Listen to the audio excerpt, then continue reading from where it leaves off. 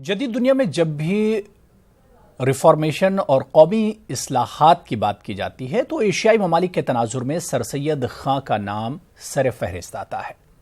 سر سید احمد خان ایک عظیم مفکر، مدبر، مصلح قوم ہی نہیں بلکہ ان کی شخصیت کئی مقناطیسی پہلو ہیں۔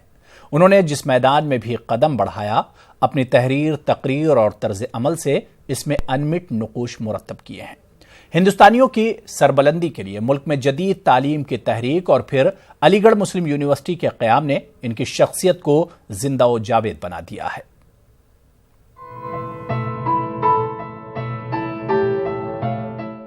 علی گڑھ مسلم یونیورسٹی کے بانی سر سید احمد خان کی ولادت 17 اکتوبر 1817 کو دہلی میں ہوئی اور انتقال 27 مارچ 1898 کو علی گڑھ میں ہوا۔ سر سید احمد خان میر متقی اور عزیز النساء بیگم کی 3 اولادوں میں سب سے چھوٹے تھے۔ سر سید کی ابتدائی تعلیم گھر پر ہی ہوئی اور پھر اس زمانے کی رائج درسی کتابوں کی تکمیل کے بعد انہوں نے اساتذہ فن سے مختلف فنون کی تکمیل کی۔ سر سید نے اپنی عمر کے 21 سال ہی طے کیے تھے کہ 1838 میں ان کے والد میر متقی کا انتقال ہو گیا۔ سر پر ذمہ داریوں کا بوجھ پڑتے ہی انہوں نے اپنی گھریلو روایت سے صرف نظر کرتے ہوئے قلعہ معلیٰ سے منسلک ہونے کے بجائے ایسٹ انڈیا کمپنی کی ملازمت اختیار کی۔ سر سید نے جب ہوش سنبھالا اس وقت ملک میں سلطنت مغلیہ کا شیرازہ بکھرا ہوا تھا اور حکومت برطانیہ کا سورج اپنے نصف النہار پر تھا۔ سر سید نے 1857 کی ہولناکیوں کو بہت ہی قریب سے دیکھا تھا۔ عام ہندوستانیوں کی طرح ان کا اپنا گھر اور عزیز و اقارب بھی برطانوی سامراج کی بربریت اور ظلم کا شکار ہو گئے تھے، لیکن انہوں نے ملک سے ہجرت کے بجائے ملک میں ہی رہ کر ہندوستانیوں کی سربلندیوں کے لیے کام کرنے پر ترجیح دی۔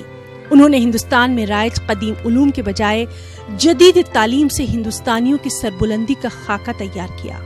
چنانچہ 1858 میں مراد آباد میں صدر و صدور کے عہدے پر تقرری ہونے کے بعد انہوں نے جہاں ایک طرف تاریخ سرکشی بجنور تحریر کی، وہیں 1859 میں اپنے خواب کو عملی جامہ پہنانے کے لیے مدرسے کی بنیاد ڈالی اور اپنی مملوکہ دکانوں کا کرایہ مدرسے کے لیے وقف کر دیا۔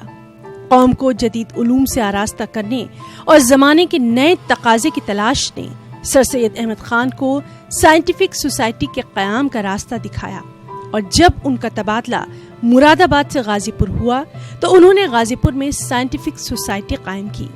سائنٹیفک سوسائٹی کی مقبولیت سے سر سید کو حوصلہ ملا۔ ان کے ذہن میں ایک عظیم درسگاہ کے قیام کے خطوط ابھرنے لگے۔ ان کو واضح شکل دینے کے لیے سر سید نے لندن کا سفر کیا۔ سر سید نے اپنے انگلستان کے سفر میں جو کچھ دیکھا اس کو ہندوستانیوں تک پہنچانے اور ان میں تعلیمی بیداری پیدا کرنے کے لیے ٹٹلر اور اسپیکٹیٹر کی طرز پر رسالہ تہذیب الاخلاق جاری کیا، تاکہ قوم کو اس کی پستی کا احساس دلایا جا سکے اور توہمات کی تاریک دنیا سے نکل کر ترقی کی راہ دکھائی جا سکے۔ تہذیب الاخلاق نے ایک چپو کا کام کیا۔ سر سید نے جب اصلاحی مضامین لکھنا شروع کیے تو دریائے فکر میں ایک ہیجان برپا ہو گیا۔ خاموش سطح پر لہریں نظر آنے لگیں۔ سر سید نے اپنے مقصد کی تکمیل کے لیے 1875 میں علی گڑھ میں مدرسہ علوم کی بنیاد رکھی اور 3 سال کی قلیل مدت میں مدرسہ ترقی پا کر محمدن اینگلو اورینٹل کالج میں تبدیل ہو گیا اور 1920 میں اس نے یونیورسٹی کا درجہ حاصل کر لیا۔ سر سید نے اپنے مشن کی ابتدا تو 5 بچوں سے کی تھی، لیکن اس وقت یونیورسٹی میں 30,000 سے زائد طلبہ 18 فیکلٹیز اور 332 مضامین میں تعلیم حاصل کر رہے ہیں، اور کوالٹی ایجوکیشن میں علی گڑھ مسلم یونیورسٹی کا شمار ہندوستان کی صف اول کی یونیورسٹیز میں ہوتا ہے۔ سر سید احمد خان کا مقصد جدید ہندوستان کی تعمیر تھا۔ سر سید صرف مسلمانوں کے محسن ہی نہیں بلکہ ہندوستان کے رہنما تھے، اور انہوں نے ہندو مسلم کو ایک خوبصورت دلہن کی 2 خوبصورت آنکھوں سے تعبیر کیا ہے۔ سر سید تمام عمر ملک و قوم کی فلاح و بہبود، قومی ترقی اور صلاح کے لیے جدوجہد کرتے رہے۔ اسی لیے اکثر موقعوں پر ہندوؤں اور مسلمانوں کے درمیان پائے جانے والے مذہبی نفاق اور فرقہ وارانہ تعصب پر اپنی بے چینی اور گہرے رنج کا اظہار کیا۔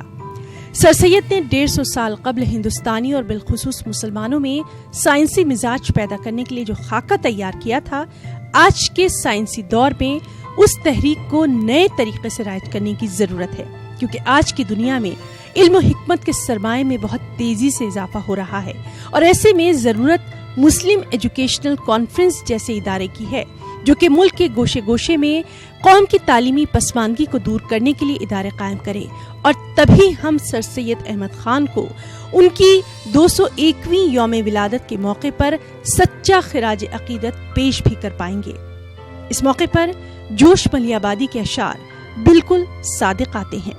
اے علی گڑھ اے جواں قسمت دبستان کہن، اے کہ شمع فکر سے تابندہ تیری انجمن، تیرے پیمانوں میں لرزاں ہیں شراب علم و فن، حشر کے دن تک پھلا پھولا رہے تیرا چمن، مشعل مینا سے روشن تیرا میخانہ رہے، رہتی دنیا تک تیرا گردش میں پیمانہ رہے۔ نیوز 18 اردو کے لیے بھوپال سے مہتاب عالم کی رپورٹ۔